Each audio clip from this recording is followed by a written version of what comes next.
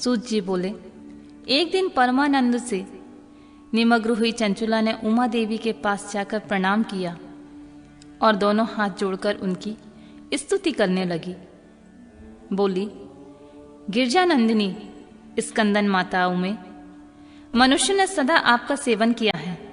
समस्त सुखों को देने वाली शंभु प्रिय आप ब्रह्म स्वरूपिणी हैं। विष्णु और ब्रह्मा आदि देवताओं द्वारा सेव्य हैं। आप ही सगुणा और निर्गुणा हैं तथा आप ही सूक्ष्म सच्चिदानंद रूपिणी आद्य प्रकृति हैं। आप ही संसार की सृष्टि, पालन और संहार करने वाली हैं। तीनों गुणों का आश्रय आप ही हैं। ब्रह्मा, विष्णु और महेश्वर, इन तीनों देवताओं का आवास स्थान तथा उनकी उत्तम प्रतिष्ठा करने वाली पराशक्ति आप ही हैं। सूत जी कहते हैं, शौनक, जिसे सद्गति प्राप्त हो गई थी, वह चंचुला इस प्रकार महेश्वर पत्नी उमा की स्तुति करके सिर झुकाए चुप हो गई। उसके नेत्रों में प्रेम के आंसू उमड़ आए थे। तब करुणा से भरी हुई शंकर प्रिया भक्त वत्सला पार्वती देवी ने चंचुला को संबोधित करके बड़े प्रेम से इस प्रकार कहा, सखे चंचुले, सुंदरी, मैं तुम्हारी हुई इस प्रकार की स्तुति से बहुत प्रसन्न हूं। बोलो, तुम क्या वर मांगती हो? तुम्हारे लिए मुझे कुछ भी अदेय नहीं है। चंचुला बोली, निष्पाप गिरिराज कुमारी, मेरे पति विदु इस समय कहाँ हैं? उनकी गति कैसे हुई है यह मैं नहीं जानती। कल्याणमयी दीन वत्सले, मैं अपने उन पतिदेव से जिस प्रकार संयुक्त हो सकूं वैसा ही उपाय कीजिए। महेश्वरी महादेवी, मेरे पति एक शूद्र जातीय वैश्या के प्रति आसक्त थे और पाप में ही डूबे रहते थे। उनकी मृत्यु मुझसे पहले ही हो गई थी। ना जाने वे किस गति को प्राप्त हुए। गिरजा बोली, बेटी, तुम्हारे विदुंग नाम वाला पति बड़ा पापी था। उसका अंतःकरण बड़ा ही दूषित था। वैश्या का उपभोग करने वाला वह महामूढ़ मरने के बाद नरक में पड़ा। अगणित वर्षों तक नरकों में नाना प्रकार के दुख भोग कर वह पापात्मा अपने शेष पाप को भोगने के लिए विंध्या पर्वत पर पिशाच हुआ है। इस समय वह पिशाच अवस्था में ही है। नाना प्रकार के केश उठा रहा है और वह दुष्ट वायु पीकर रहता है। वह सभी प्रकार के कष्ट सहता है। सूत जी कहते हैं, शौनक, गौरी देवी की यह बात सुनकर उत्तम व्रत का पालन करने वाली चंचुला उस समय पति के महान दुख से दुखी हो गई। फिर मन को स्थिर करके उस ब्राह्मण पत्नी ने व्यथित हृदय से महेश्वरी को प्रणाम किया और पुनः पूछा, महेश्वरी महादेवी, मुझ पर कृपा कीजिए और दूषित कर्म करने वाले मेरे उस दुष्ट पति का अब उद्धार कर दीजिए।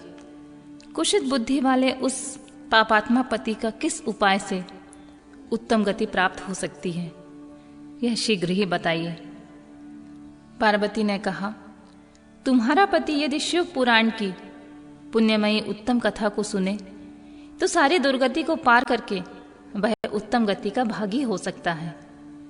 अमृत के समान मधुर अक्षरों से युक्त गौरी देवी का यह वचन आदर पूर्वक सुनकर चंचुला ने हाथ जोड़कर मस्तक झुकाकर उन्हें बारंबार प्रणाम किया और अपने पति के समस्त पापों की शुद्धि तथा उत्तम गति की प्राप्ति के लिए पार्वती देवी से यह प्रार्थना की कि मेरे पति को शिव पुराण सुनाने की व्यवस्था होनी चाहिए।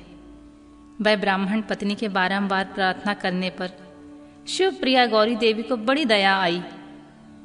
उन भक्त वत्सला महेश्वरी गिरिराज कुमारी ने भगवान शिव की उत्तम कार्तिका गान करने वाले गंधर्वराज तुम्बुरु को बुलाकर उनसे प्रसन्नता पूर्वक इस प्रकार कहा, तुम्बुरु, तुम्हारी भगवान शिव में प्रीति है। तुम मेरे मन की बात जानकर मेरे अभीष्ट कार्यों को सिद्ध करने वाले हो। इसलिए मैं तुम्हें एक बात कहती हूं, तुम्हारा कल्याण हो। तुम मेरी इस सखी के साथ शीघ्र ही विंध्या पर्वत पर जाओ। वहां एक महाघोर और भयंकर पिशाच रहता है। उसका वृतांत तुम आरंभ से ही सुनो। मैं तुमसे प्रसन्नता पूर्वक सब बताती हूं। पूर्व जन्म में वह पिशाच बिंदु नाम का ब्राह्मण मेरी इस सखी चंचुला का पति था, परंतु वह दुष्ट वैश्यगामी हो गया। स्नान संध्या आदि नित्य कर्म छोड़कर अपवित्र रहने लगा। क्रोध के कारण उसकी बुद्धि पर मूढ़ता छा गई। वह कर्तव्य का विवेक नहीं कर पाता था। अब अक्षय भक्षण, सज्जनों से देश और दूषित वस्तुओं को दान में लेना, यही उसका स्वाभाविक कर्म बन गया था। वह अस्त्र शस्त्र लेकर हिंसा करता, बाएं हाथ से खाता, दीनों को सताता और क्रूरतापूर्वक पराये घरों में आग लगा देता था।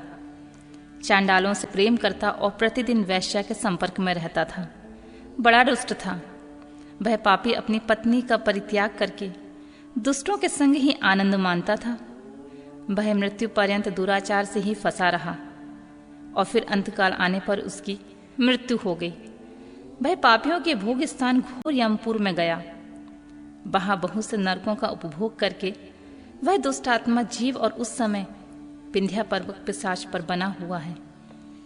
वही वह दुष्ट पिशाच अपने पापों का फल भोग रहा है। तुम उसके आगे यत्नपूर्वक शिव पुराण की उस दिव्य कथा का प्रवचन करो, जो परम पुण्यमयी तथा समस्त पापों का नाश करने वाली है।